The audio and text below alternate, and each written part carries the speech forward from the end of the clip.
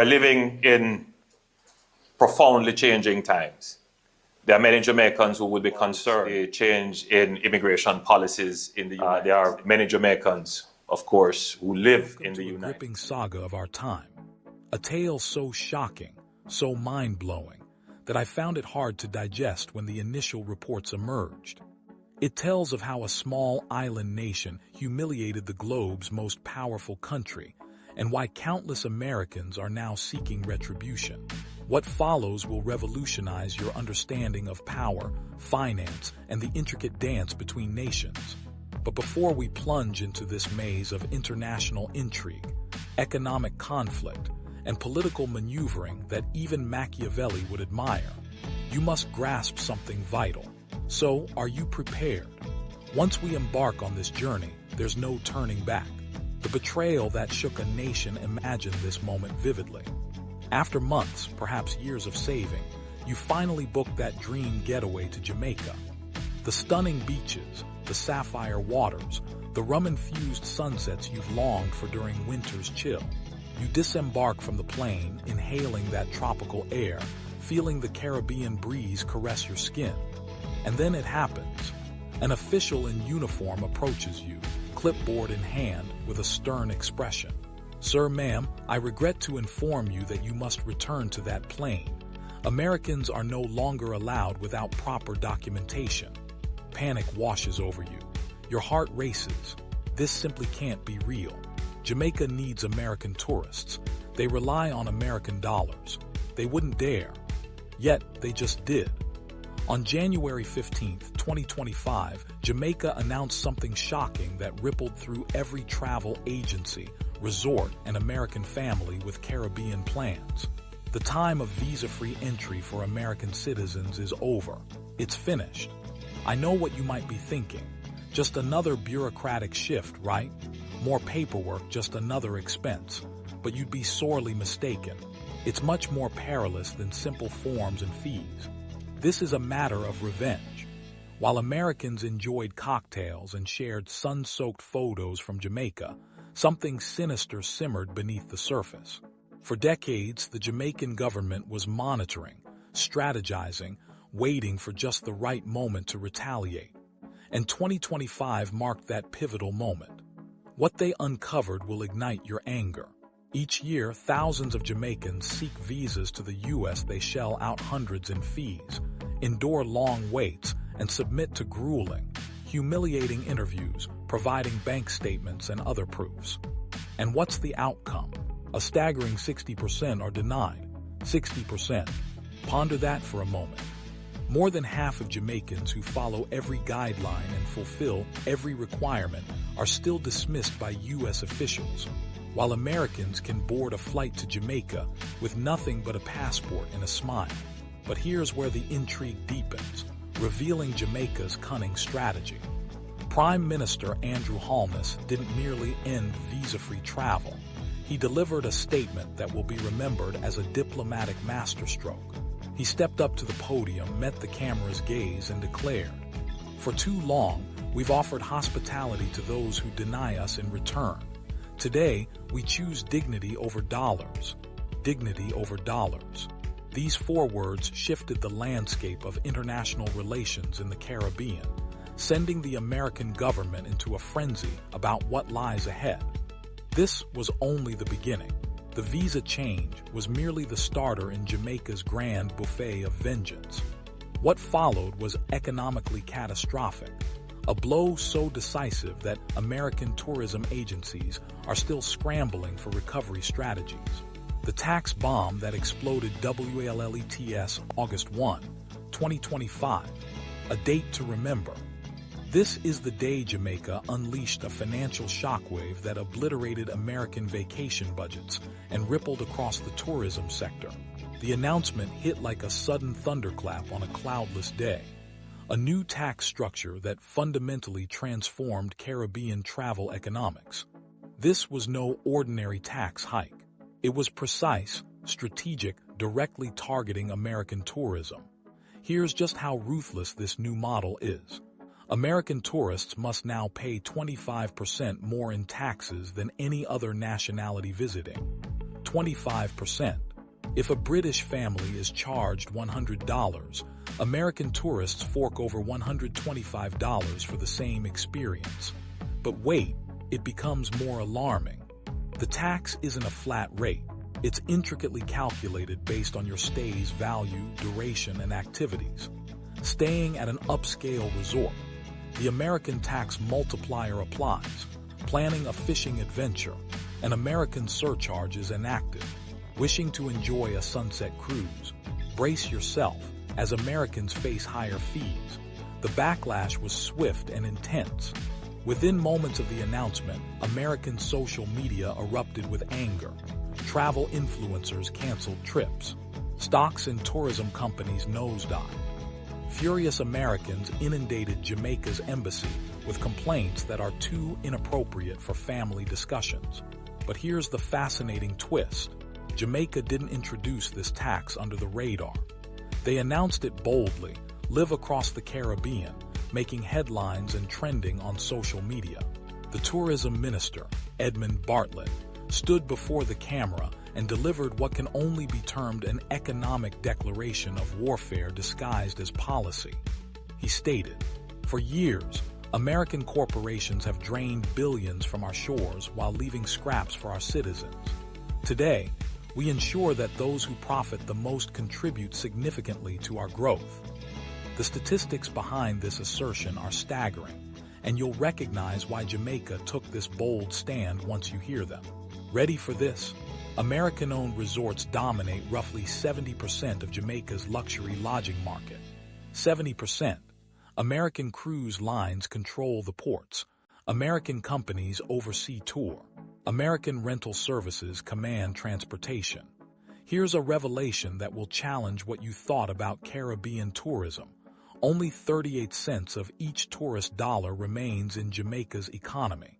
The rest, diverted back to corporate headquarters in Miami, New York, and California. So when Jamaica announced this tax adjustment, it wasn't merely a request for additional funds. It was a demand for economic equity. They were declaring that if American companies wish to exploit their island, they'll have to pay for that privilege. The American response was predictable. Tourism lobbyists swarmed Washington like hawks.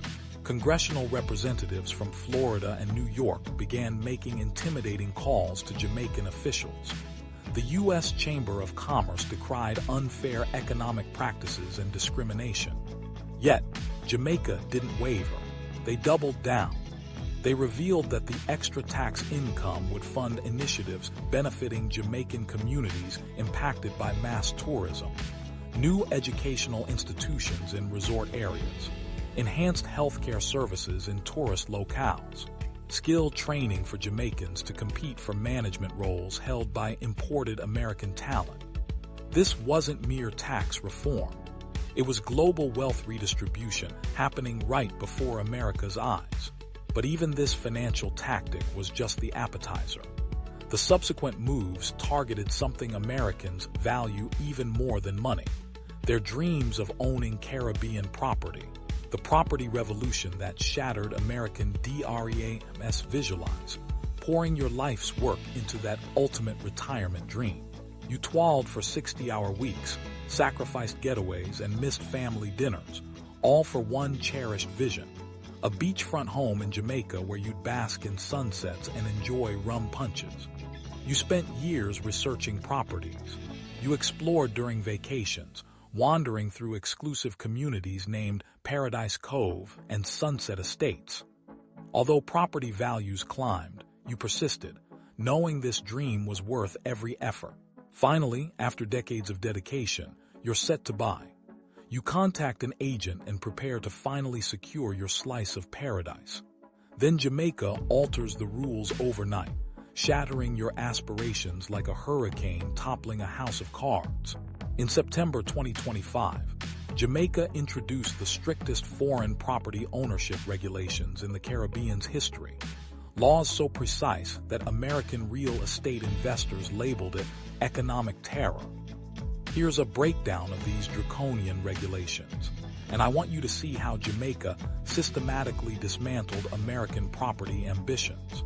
First, they imposed a 35% tax on all property sales to non-residents based on the total price, paid up front, and in full before transactions can proceed. Imagine, if buying $1 million beachfront home, you'd need an additional $350,000 just in taxes before considering down payments or closing fees. But they didn't stop there. Secondly, mandatory waiting periods were established for foreign buyers, a minimum of 18 months from application until approval. Those months can see property prices soar, sellers withdraw, and dreams vanish painfully. Third, and here's where American lawyers shout about constitutional rights violations, they introduced residency regulations. Non-resident owners must reside on their Jamaican property for at least 183 days yearly, or forfeit ownership. That's right, over half the year. Your notion of a winter vacation home, now unattainable. Your plans to rent it to tourists while you're away, now illegal.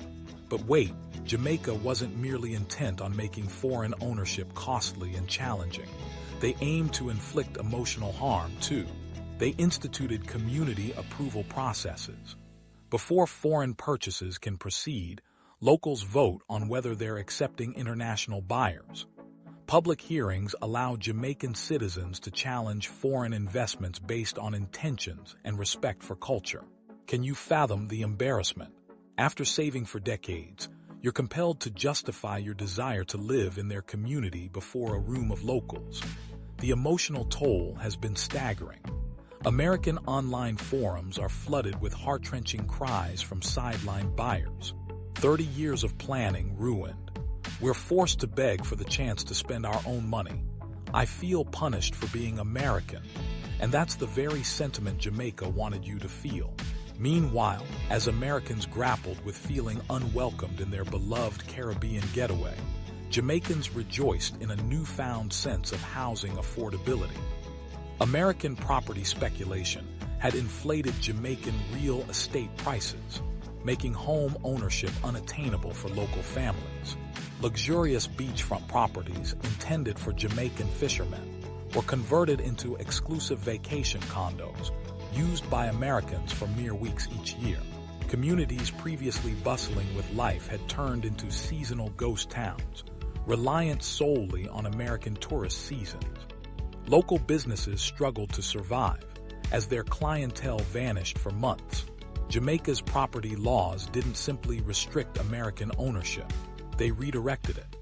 The government initiated programs for local first-time homebuyers, channeling tax proceeds from foreign property sales into aiding local families.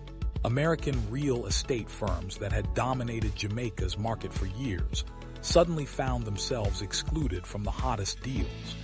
Firms that had relied on Jamaica as their personal profit machine encountered an abrupt end to their lucrative ventures. But Jamaica's limitations on American property did not aim to end foreign investment altogether. They were crafting arrangements that would rattle Washington's foreign policy experts. The China card that terrified Washington in November 2025 marked a pivotal moment. An announcement reverberated through the Pentagon, convened urgent meetings at the State Department, and left CIA analysts questioning their grasp of Caribbean geopolitics. Jamaica had not just shunned American investment. They substituted it with something even more intimidating. A strategic alliance with China, valued at a staggering $3.7 billion. $3.7 billion. Let that number resonate. This isn't simply investment. It possesses the potential to revolutionize Jamaica's infrastructure, economy, and geopolitical stance within the Caribbean. Yet, the terrifying aspect for American strategists was that this deal transcended funds. This encompassed technology transfer, military collaboration, and a political alignment that could redefine the Caribbean region. The pivotal element of the agreement was truly historic. A high-speed rail system linking Kingston to Montego Bay, powered by Chinese technology and capital, managed by Chinese technicians. Consider the ramifications. An island struggling with basic maintenance was about to leapfrog into modern infrastructure. While Americans debated tourism policies, China was erecting tomorrow's framework. The railway was just the tip of the iceberg. The deal also included updates to ports, preparing Jamaica to receive the world's largest container vessels. It featured a telecommunications overhaul that would ensure Jamaica offers faster internet than many U.S. cities. Solar energy projects were planned to make Jamaica energy self-reliant in 5 years. When news of the China deal reached American intelligence, panic ensued. Within 2 days, officials were en route to Kingston, armed with offers to dissuade Jamaica from the Chinese alliance. But it was too little, too late. Jamaican officials not only formalized the Chinese deal, they held a live press declaration, showcasing significant Chinese partners beside them, broadcast widely. The symbolic significance was clear. Jamaica, for decades begging the U.S. for infrastructure investment, had been repeatedly ignored post-election commitments, while the Chinese came armed with plans, timelines, and bank guarantees.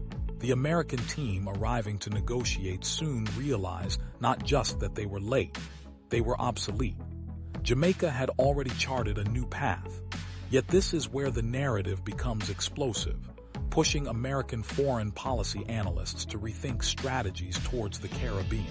Jamaica didn't simply accept Chinese aid. They wielded it to create a unique independence that had never been seen in this region. The China partnership incorporated provisions for linking Jamaica with other Caribbean nations, underwater cables, shared renewable energy projects, and coordinated port enhancements aimed to bypass U.S. shipping routes. Just months later, Barbados, Trinidad and Tobago, and the Bahamas began their negotiations with China.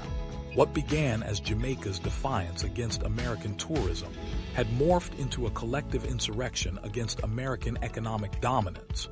U.S. officials confronted a reality they'd never witnessed: collective resistance unified by a global power prepared to outlast their strategies. China's role, however, is only one facet of Jamaica's broader plan to undermine American dominance. What followed was so unapologetic, so groundbreaking, that it forced American defense experts to rethink their strategy in the Caribbean entirely. The military rejection that shocked the Pentagon December 2025 witnessed a groundbreaking meeting. For 3 decades, American military representatives negotiated with Caribbean governments to reinforce U.S. military presence. The narrative remained constant: enhanced security cooperation, aid against drug trafficking, and protection from unspecified threats.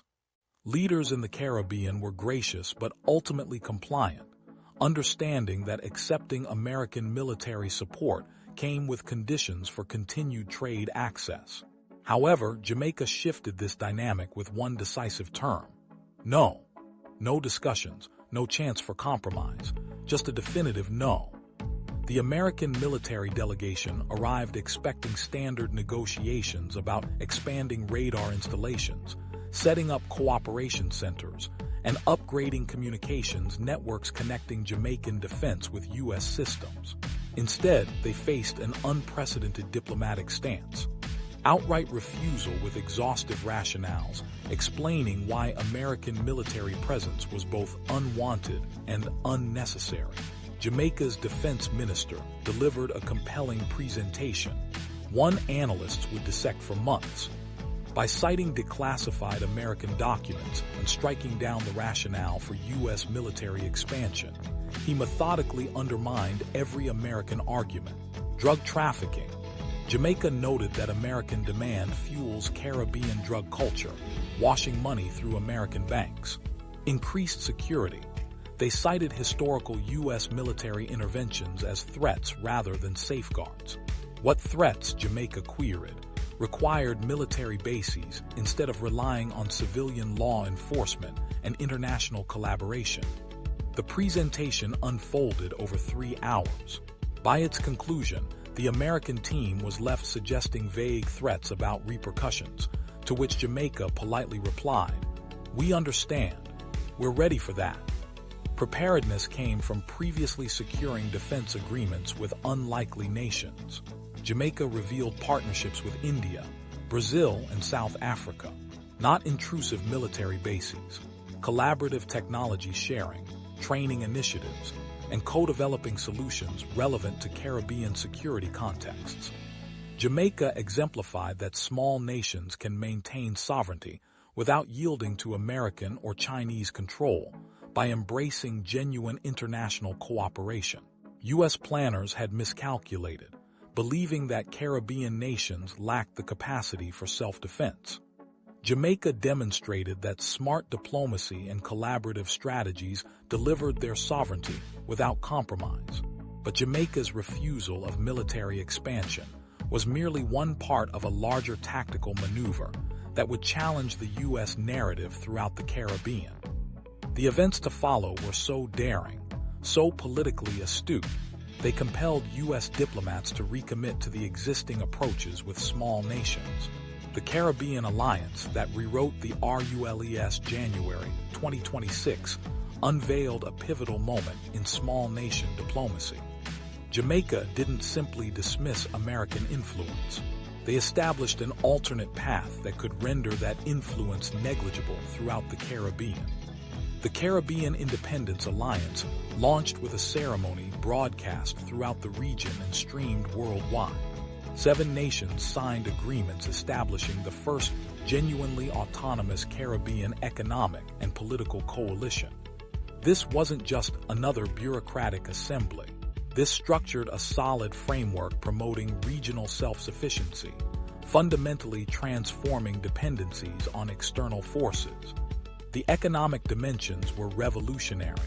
Shared currency buffers to shore up nations against global financial volatility. Unified trade approaches enabling collective bargaining with global powers. Joint development ventures funded by member contributions instead of foreign loans entangled with strings. The political outcomes were equally profound. Mutual defense agreements avoiding foreign bases. Coordinated diplomatic strategies amplifying Caribbean representation on international platforms. Collaborative intelligence networks focused on monitoring external threats to autonomous governance. But here's what threw American strategists into a cold sweat. This alliance wasn't anti-American, it was post-American. They weren't eschewing U.S. influence out of animosity. They sought to make it obsolete.